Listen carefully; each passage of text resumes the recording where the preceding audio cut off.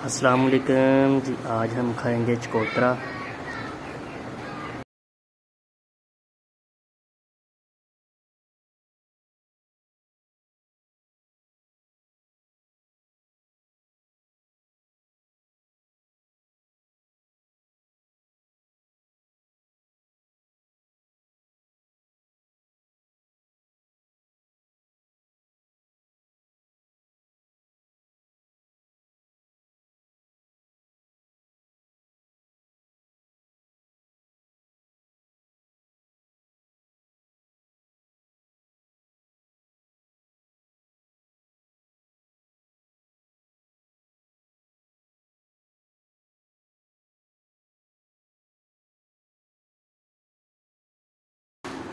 छिलका उतार लेना ऊपर से सारा और अंदर से ये निकाल लेना, ठीक है ना।